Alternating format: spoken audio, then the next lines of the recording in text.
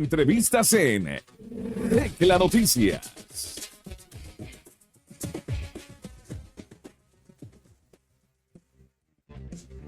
Así es, amigos, estamos de regreso y como ya habíamos anunciado en nuestras redes sociales, vamos a iniciar en este bloque con importantes entrevistas.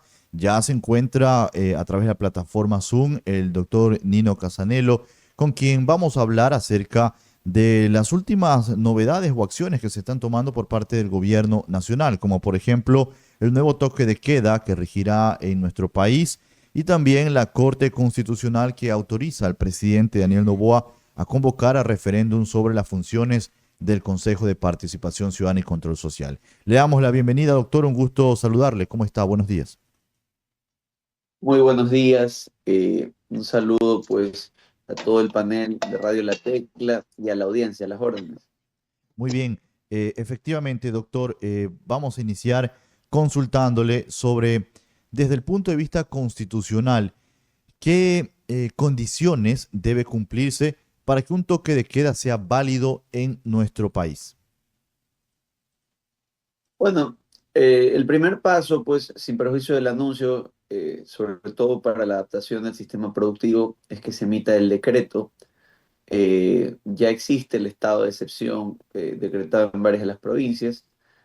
Por grave conmoción, y en función de aquello, igual que ocurrió la última vez, lo que va a haber es una justificación para limitar la libertad de movilidad, particularmente en las 6 provincias, casi 7 me parece, creo que están terminando de ajustar algunas cifras en las que consideran pues pudiera existir la necesidad de intervenir, pero las razones concretas las vamos a conocer cuando se emita el decreto que establezca la prohibición o la limitación a la libertad de movilidad, que eventualmente pues tendrá que ser sujeta también de un dictamen de constitucionalidad. Claro, y es verdad, hay que ver también el pronunciamiento de la Corte Constitucional con respecto a este tema. Y este nuevo toque de queda respeta, para su perspectiva, los principios de proporcionalidad y necesidad, o podría considerarse una estrategia que hasta el momento está siendo excesiva por parte del Estado. La referencia directa que tenemos es la última medida de limitación al derecho de libertad de tránsito, de movilidad, que decía, y esta era la justificación del último decreto, que en las provincias de El Oro, Los Ríos, Guayas eh, y Santo Domingo, existía un incremento sustancial de episodios de violencia en la franja horaria de 11 de la noche a 5 de la mañana. Entonces, si tomamos como referencia aquello, pudiéramos decir que todavía tenemos una incidencia fuerte de eventos de esta índole en las provincias en las que se ha anunciado el toque de queda en esta ocasión. A lo mejor simplemente tiene que ver con desplegar operaciones de contención, producto, por ejemplo, del incremento en la violencia en la provincia de Manabí, por ejemplo. Ujú. Para entender bien cuáles son las cifras y las motivaciones detrás de esta nueva dinámica logística, realmente tenemos que esperar el decreto. Y además será sobre la base de esos fundamentos que la Corte Constitucional eventualmente emita su dictamen eh, de constitucionalidad de la medida. Ahora bien, sin perjuicio de las razones que invoque, digámoslo así, el presidente al momento de implementar el decreto, tenemos que entrar a discutir si es que esta medida genera un impacto o no en la economía. Y la realidad es que sí, y esto lo ha reconocido el mismo presidente, los gremios han salido a señalar que es necesario discutir las condiciones, sobre todo por la cadena logística en la que se va a generar este toque de queda, tal vez con salvoconductos o con corredores viales específicos para cierto tipo de productos. Creo que eso es algo que va a conversar en su momento el gobierno con los gremios productivos, porque definitivamente el costo de inmovilizar a la delincuencia también es el costo de aguantar, digámoslo así, las dinámicas económicas.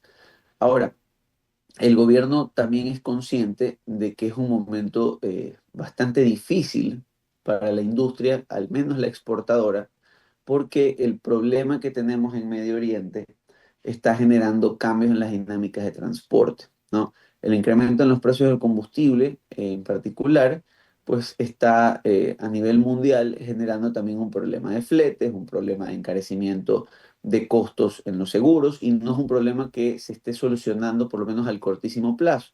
Eso significa pues que las personas en el mundo están tratando de buscar ventajas alrededor de lograr los fletes al precio de hoy, porque no saben si mañana se van a continuar encareciendo. Entonces, es un poquito distinta la situación en la medida que está incrementando la tensión en Hormuz, desde el último toque de queda hasta este, al menos en el plano comercial. No digamos en las dinámicas económicas ya locales, ¿no? Negocios, de otra parte, pues actividades o servicios que se prestan para que a su vez otros puedan concurrir a los negocios. Y claro, y esto es lo que hemos señalado siempre, es importante también fuera de la dinámica bélica, es decir, de neutralizar objetivos que pudieran estar generando violencia. eh, Creo que lo que necesitamos también es un golpe económico contundente, ¿no? Estructuras que movilizan recursos, estructuras que protegen el patrimonio de organizaciones, golpes a nivel de intermediadores, ¿no? En el tráfico internacional de drogas y minería ilegal, porque si bien la violencia generalmente se da en el seno de estructuras locales, de estas que protegen o controlan puertos y rutas, eh, también tenemos una incidencia fuerte de contratistas o personas que una y otra vez cuando estos cabecillas son depuestos, pues siguen o implementan nuevas rutas o a nuevas personas para mantener sus operaciones tal y como se daban antes. Entonces, creo que tenemos que escalar un poco y tenemos que seguir los recursos de estas personas. Para su perspectiva, doctor, este último toque de queda que duró 15 días desde marzo hasta finales del mismo, ¿logró resultados importantes o tiene el gobierno la posibilidad de reivindicarse con este nuevo toque de queda y darle cumplir con los propósitos que se habían planteado con el primero, doctor? A ver, las cifras que ha presentado el gobierno señalan un decremento del 14% de hechos de violencia con relación al año pasado, ¿no? Pero ciertamente el costo, pues, es la inmovilización total y se ha dado lo que se denomina el desplazamiento de la violencia, ¿no? Eh, Vimos casi terminada la medida y ya tuvimos algunas masacres o episodios de violencia extrema, por ejemplo, en la provincia de Manabí. Entonces, bajo esa dinámica, eh, creo que si bien es importante lo que se logra hacer con estas medidas en cuanto a desarticular grupos locales, si va a implementarse de nuevo, y así se lo ha anunciado, sobre todo a los sectores gremiales, es importante ir afinando los esfuerzos para que tengan un esfuerzo, para que tengan un efecto permanente. Y ese efecto permanente se da a través de las estructuras económicas, ¿no? Eh, Siempre lo digo, se ha anunciado un incremento en el señalamiento o en la detección de operaciones inusuales, en particular 500 millones, me parece que anunciaba al menos el director de la UAFE, que además tienen algunas de estas medidas inmovilizadoras. Creo que es importante, ¿sí? Igual hay que hacerlo digámoslo así, con alto grado de análisis, porque también se puede generar falsos positivos, se puede generar sobrecarga laboral para las unidades anticorrupción. Sin embargo, en términos generales, entendemos que hay muchísimo más revisión del sistema de prevención del lavado de activos. Ahora, esto debe materializarse también en acciones judiciales concretas, es decir, no me puedo quedar solo en los registros de operaciones inusuales y en las investigaciones. Estas tienen que lograr ser judicializadas, integradas con otras investigaciones como defraudación tributaria, testaferrismo. Necesito atacar las estructuras de corrupción. Tuvimos un anuncio por parte del ministro Reinberg de que se iba a iniciar una serie de operativos para atacar la corrupción en la función judicial. Entonces, todas estas dinámicas son importantes, ¿sí? Porque de una u otra manera permiten también desarticular un sistema que funciona en muchos de los casos al servicio de estas estructuras. ¿Ya? De lo contrario, lo que vamos a tener son renovaciones de estas medidas extraordinarias que sí en lo estadístico nos pueden generar percepciones de seguridad, así al menos lo reflejan las estadísticas de que las personas están de acuerdo con un toque de queda en términos generales, pero también hay una afectación económica que se puede traducir en, de alguna manera, debilitar las condiciones de vida.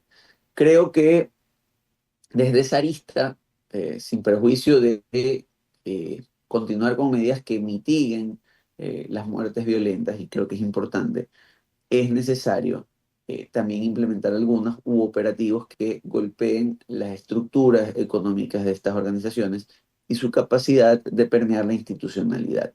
Creo que si nosotros empezamos al menos a señalarle a estas organizaciones que estas dinámicas son más costosas o que no se pueden controlar del todo, podríamos tener resultados importantes a la hora de que ellos reubiquen sus operaciones en la región, ¿no? Ecuador, que no produce cocaína. Y esto hay que tenerlo claro. Ayer había una noticia que incluso el decremento en el consumo de cocaína en el mercado americano sigue todos los días, es decir, está consumiendo otro tipo de drogas que no necesariamente se sintetizan o se proveen desde Colombia y Perú. Nos da cuenta de que Ecuador hoy tiene un valor para el mundo criminal realmente por la permeabilidad de sus instituciones, que es algo que el gobierno está intentando corregir. Pero la permeabilidad de las instituciones en el siglo XXI no solo implica presencia militar, implica capacidad económica. Entonces, yo insisto, creo que es ahí donde el gobierno tiene que atacar. Tiene las herramientas, tiene las ideas. Hemos visto ya un par de operativos alrededor del lavado de activos, por ejemplo, en la organización familiar del extraditado eh, Macías Villamar, pero son acciones que tienen que complementarse con instituciones como la extinción de dominio, que todavía no encuentra, por lo menos de lo que hemos revisado, una incidencia como la que debería tener a la hora de romper o golpear estas estructuras. En fin, considero que es importante hacer un análisis estructural hacia la economía, ¿no? Y en la medida en la que medidas como la limitación a la libertad de movilidad sean necesarias para complementar estos ataques a las economías criminales, pues focalizarlos más, porque no es menos cierto que el sector comercial formal sufre, ¿no? También con esto. Evidentemente que sí. Son las 7 de la mañana con 44 minutos, doctor. Le invitamos, por favor, que continúe con nosotros unos minutitos más para tratar el tema también de la decisión acerca de las preguntas del referéndum que podría darse en nuestro país. Pero antes tenemos una excelente recomendación también que compartir con ustedes, estimados amigos. Este es tu Banco Banco. Cada día crece más. Y ahora somos mucho más. Este es tu Banco Banco, cada día crece más. Nuevo Banco del Pacífico, más moderno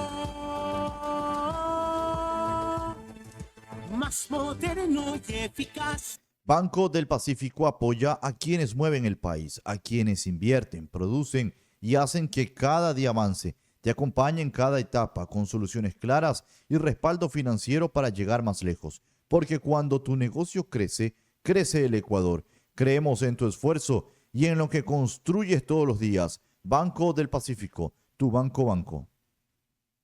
Y bien, continuamos amigos con esta importante entrevista. Se encuentra, como habíamos anunciado, el doctor Nino Casanelo. Él es constitucionalista y estamos hablando acerca de dos temas importantes. El toque de queda que regirá en nuestro país nuevamente y también ahora el referéndum sobre las funciones del Consejo de Participación Ciudadana y Control Social, que ya la pregunta fue enviada a la Corte Constitucional y la Corte Constitucional dijo, bueno, tiene luz verde para hacer estas preguntas. Ahora toca saber si es que eso en efecto se va a realizar y cuándo se va a ejecutar.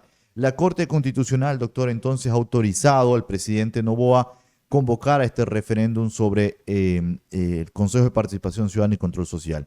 ¿Qué implica exactamente esta decisión para su perspectiva?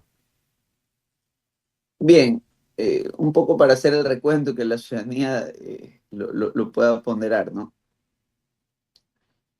Antes de la Constitución del 2008, estas que denominamos las instituciones de control, que en la Constitución del 2008 pasaron a ser la función de transparencia y control social, las superintendencias, pero además otros cargos como la titular o el titular de la Fiscalía General del Estado, como los miembros del Consejo Nacional de la Judicatura y los miembros del Consejo Nacional Electoral, que son a su vez otra función estatal en la Constitución del 2008. Estas, estas instituciones y sus autoridades eran designadas por el órgano legislativo. Pues no, a partir de la Constitución del 2008, estas autoridades que he mencionado, reconfiguradas ahora incluso algunas como poderes del Estado, ¿sí? Pues básicamente se pasaron o pasaron a ser designadas por el Consejo de Participación Ciudadana y Control Social, una entidad también parte de la función de transparencia y control social. Este consejo originalmente tenía un método de designación por otras funciones del Estado, pero ustedes recordarán que en el año 2018, a raíz de la consulta popular que designó un Consejo de Participación Ciudadana y Control Social transitorio, esto llevó a que el año siguiente, por primera vez, se escogiera a los miembros de este Consejo de Participación Ciudadana y Control Social por elección popular. Es decir, esta organización pasó a tener funcionarios de elección popular en una elección apolítica, una elección que además se va a repetir este año porque coincide con las elecciones seccionales, y se supone entonces que ahora estos miembros de elección popular tenían la capacidad de designar a estas autoridades de las que hablamos antes. Lo que propone el Ejecutivo en su momento, y a lo que daría paso esta pregunta de referéndum, es que la capacidad tiene varias funciones, pero la que tal vez es más importante en la retina de los ciudadanos, la capacidad de designar estas instituciones, Fiscalía General del Estado, Consejo Nacional Electoral, superintendentes, sería retirada del Consejo y sería entregada de regreso, como era antes del 2008, a la Asamblea Nacional, ¿no? Al órgano legislativo. Esto a través del mismo sistema proclamado en la Constitución, que es el sistema de métodos de selección a través de concursos, en algunos casos, o de ternas por elección, que se manejarían de acuerdo a reformas a la ley, digamos, de la función legislativa, pero básicamente le vamos a retirar esta designación a un órgano de elección popular apolítico y se lo vamos a entregar a un órgano de elección popular político, como es la Asamblea Nacional. ¿Qué es lo que plantean de cara a esta reforma? Pues dicen que la Asamblea tiene mayor legitimidad, porque, por ejemplo, hemos visto que las designaciones realizadas por el Consejo de Participación Ciudadana y Control Social en más de una ocasión han sido atacadas o directamente censuradas en la Asamblea, ¿no? Es decir, al momento en que estas autoridades vienen designadas por un órgano distinto al legislativo, que luego es el que lo fiscaliza, de una u otra manera estas decisiones terminan sin respaldo político, o mejor dicho, a cuenta de la falta de respaldo político de estos funcionarios designados, a veces en una decisión de destitución o censura. Otros apuntan a que realmente el Consejo designa autoridades sin un rigor técnico que terminan pues por hacer que la Asamblea lo censure. Y otros apuntan a que el Consejo de Participación Ciudadana es un espacio donde, aun cuando se proclama con sus miembros de una supuesta elección apolítica, pues termina cooptado por la política sin nexos directamente establecidos. Y que volverlo a llevar a la Asamblea supondría al menos conocer las tendencias políticas y darle responsables a quienes designen estas autoridades. Esa es en esencia, digamos, la pregunta que contestaríamos. Ahora, lo sui generis del tema, dependiendo si el presidente lo convoca en el proceso electoral en curso para noviembre de este año, es que estaríamos eligiendo a funcionarios del Consejo de Participación Ciudadana y Control Social al mismo tiempo que estamos decidiendo si mantienen una de sus principales competencias. Básicamente los estaríamos eligiendo simplemente si perdieran la competencia de la que hemos hablado para que generen los sistemas de veedurías ciudadanas y seguimientos de denuncias de corrupción. Pero la esencia principal de este organismo y de la reforma del 18 para que sea por elección popular, que era designar las autoridades, digámoslo así, con una legitimidad del voto popular, pues básicamente sería extraída y se entregaría a la Asamblea. ¿Y esto no pondría en riesgo en un futuro, doctor, en este caso, la institución como tal del Consejo de Participación Ciudadana? Porque llegaría un punto en que si desde ahora, muchos han cuestionado, incluso desde el sector de la sociedad, cuál es la función que ellos tienen o si la función que ellos realizan es aún relativamente importante en temas de nuestro país, con respecto a que todavía hay un juicio, bueno, no un juicio, hay un proceso de elección de fiscal que está retrasado y que ha llevado años incluso, y así otras autoridades, la Procuraduría, etcétera, que son unas funciones específicas que tiene el Consejo de Participación Ciudadana y no las ha resuelto en el tiempo que la gente necesita y se ha tenido que tener prórrogas y funcionarios prorrogados. Entonces, la gente se pregunta si con esta decisión de a poco puede ser el principio del fin de esta institución. Bien, la Corte Constitucional ha sido clara pues respecto a cuál es la vía si es que se quisiera suprimir el Consejo. Lo que va a pasar en la práctica es que vamos a tener un organismo pues de elección popular y esto es algo que yo sí lo planteo, ¿no? A la larga el proceso electoral genera un recargo, así sea para imprimir las papeletas para los consejeros, que además son de las más largas por la cantidad de consejeros que se Ujú. inscriben, por lo menos es la reflexión de la última elección. Eh, pero se trata pues de un incremento en el gasto electoral básicamente para la designación de veedores anticorrupción, cuando hay otras instituciones que pueden pueden tener un rol similar. La realidad es que efectivamente lo deja en una suerte de limbo o de coma inducido al Consejo en su relevancia en la vida política, pero también es cierto que a lo mejor sustituye un problema de legitimidad respecto a sus procesos de designación de autoridades que se ha vivido por todos estos cuestionamientos en los últimos años. Yo le soy sincero y veía pues que hace poco pues la Cámara de Comercio de Guayaquil de hecho traía a un experto, por ejemplo, legal en cuanto al mecanismo de designación de jueces. El problema es que aquí tenemos un permanente cuestionamiento a la legitimidad en la designación de autoridades, ¿no? Y la verdadera forma de empezar a romper este letargo, este problema, pasa realmente por entender la complejidad de las entidades, ¿no? ¿Por qué se designa superintendentes? ¿Por qué se designa un fiscal general? ¿Por qué se designan unos consejeros nacionales electorales de determinada forma? Pues la idea es que ellos tengan relativa independencia, ¿no? Una independencia administrativa, financiera en sus entidades que les permita ejercer sus competencias por fuera, digámoslo, de la auditoría o la sujeción a otro poder, ¿no? Es un sistema de pesos y contrapesos un poco más complejo que el originalmente estructurado. Eh, Tal vez la Asamblea le pueda dar mayor legitimidad a las designaciones, tal vez nos dé una trazabilidad clara de las tendencias políticas o de los intereses que puede haber detrás de la designación de alguien, pero creo que el primer proceso de madurez para los ciudadanos es entender que no existe tal cosa como lo apolítico, ¿no? Ujú. No es que un día alguien amanece y una institución deja de tener incidencia política en otro. La verdadera, el verdadero principio que tenemos que acoger es el de legalidad, es el del Estado constitucional de derechos y garantías. Entender que hay decisiones que representan una ideología o una visión en particular de un problema, pero hay otras decisiones que tienen que ver con el valor institucional de las estructuras. Yo siempre invoco un episodio de la vida republicana americana con el presidente Franklin Delano Roosevelt.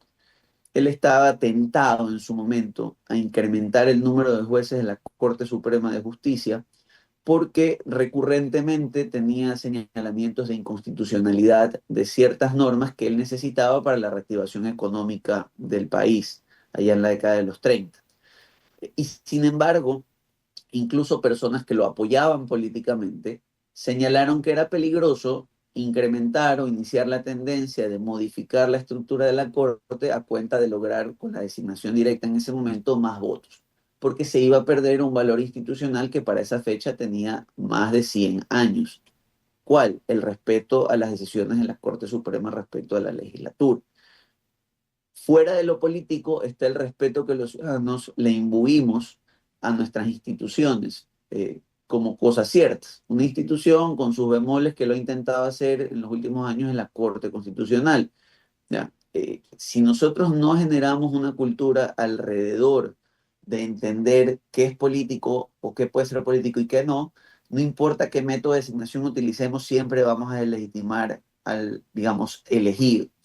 Yo creo que lo importante es que la ciudadanía entienda que lo tenga el Consejo de Participación Ciudadana de Control Social o lo tenga la Asamblea, ¿sí?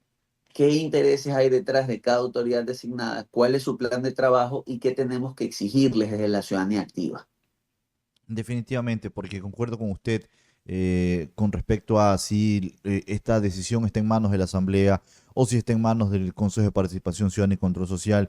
Igual, de todas formas, siempre ha habido un tinte político atrás de todo esto. Desde el Consejo de Participación Ciudadana y Control Social se dice que deberían ser apolíticos, pero finalmente resulta que desde el expresidente Rafael Correa salía promocionando a sus candidatos, el Consejo de Participación Ciudadana, algo que no debía pasar, y sin embargo pasó, y el Consejo Nacional Electoral no hizo nada congruente con respecto al tema. Entonces, es decir, a pesar de que se diga que no son políticos, igual, tras bastidores se conoce que responden algunos consejeros, no todos, por decirlo de alguna forma, diplomáticamente hablando, pero responden a alguna línea política. Entonces es difícil decir que estas instituciones, toda institución de elección popular o todo lo que sea de elección popular, no corresponde a alguna acción política, doctor.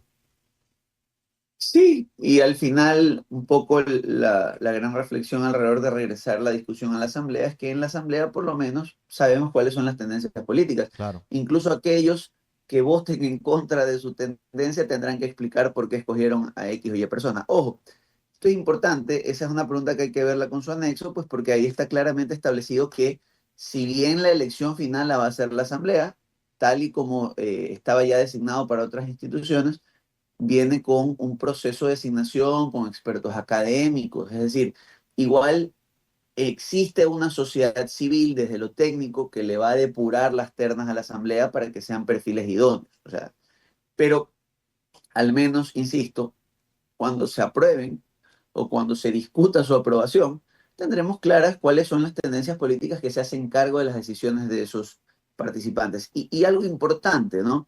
Considerando que la mayoría de ellos pueden ser censurados luego por ese mismo pleno en un juicio político, también le permite a la Asamblea hacerse cargo de sus designaciones, ¿no? Efectivamente. Son las 7:59 doctor. Queremos agradecerle por acompañarnos y analizar estos temas importantes para nuestro país. Su mensaje en la parte final, doctor.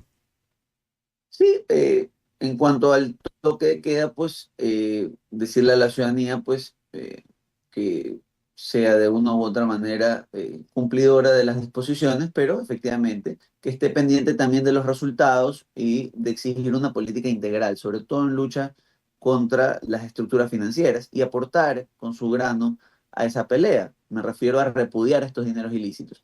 Y respecto al Consejo de Participación Ciudadana, pues a votar de acuerdo a sus convicciones, pues, pero entendiendo pues que se trata de un espacio importante.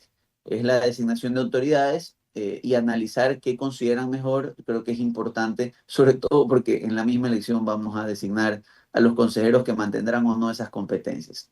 Eso, y un saludo pues a toda la hermosa provincia de Santa Elena, y muchísimas gracias, Jesús, a usted y a todo el panel en Radio La Tecla. Muchísimas gracias, doctor. Gracias por acompañarnos. Son las 8 de la mañana, estimados amigos, y antes de irnos a la pausa, hay una excelente recomendación que quiero compartir con ustedes. Este es tu Banco, cada día crece más. Y ahora somos mucho más. Este es tu banco, cada día crece más. Nuevo Banco del Pacífico, más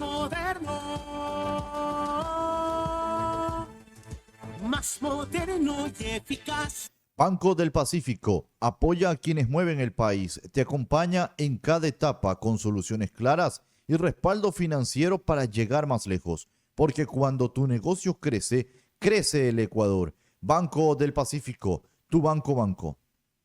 Son las 8:01. 105.7 FM. Inicio de espacio publicitario. La Prefectura de Santa Elena ha concluido la instalación de ductos sobre el puente del río San José, una obra clave que garantiza la conectividad y evita el aislamiento de las familias. Ahora ya, porque se vea un poco ya mejor con este puente que se está, pues. Ya los ríos cuando crecen ya no hay obstáculo para uno. Agradecerle más que todo al abogado que siempre ha estado pendiente en la comunidad de San José. Mientras tanto, nuestras maquinarias siguen rugiendo en toda la provincia, trabajando en acciones de prevención para impedir inundaciones y reducir los estragos de la época invernal. Primero Santa Elena. Le doy la bienvenida a mi hogar, el que puedo decir que es mi hogar y que me siento muy feliz. Tu casa propia está más cerca. Con el crédito Miti Miti, accedes a una tasa preferencial de hasta 4,99%, 5% de entrada, hasta 25 años plazo, pensado para facilitar el acceso a tu vivienda. Miti Miti, tu casa propia, sí o sí, un hogar para ti y tu familia. Así como yo lo cumplí, lo pueden hacer ustedes. Otra obra de Daniel Noboa. Yo sé que hablar de sexualidad en casa a veces da vergüenza, pero el silencio provoca más problemas que la conversación. A mí me ayudó sentarme con mis papás y preguntarles sobre cómo puedo cuidarme. La planificación familiar es informarse, preguntar, conocer métodos anticonceptivos y decidir con responsabilidad. Cuando madres y padres se escuchan sin regaños y nosotros hablamos sin miedo, actuamos de mejor manera. Tu plan de vida empieza hoy, porque tu futuro también se cuida. Este es un mensaje del proyecto Territorios Libres de Desnutrición, financiado por la Unión Europea e implementado por Ayuda en Acción con el apoyo de la EPA, el Ministerio de Salud Pública, el GAD de Santa Elena, el GAD de Guano, la SPOCH, Scale, One Hunter Health y la iniciativa Sumar Juntos de Banco Pichincha. 105.7 FM. Fin de espacio publicitario. Para estar bien informado, La Tecla Noticias. La Tecla Noticias. De lunes a viernes a las 7 horas. Sus denuncias al 2781-870.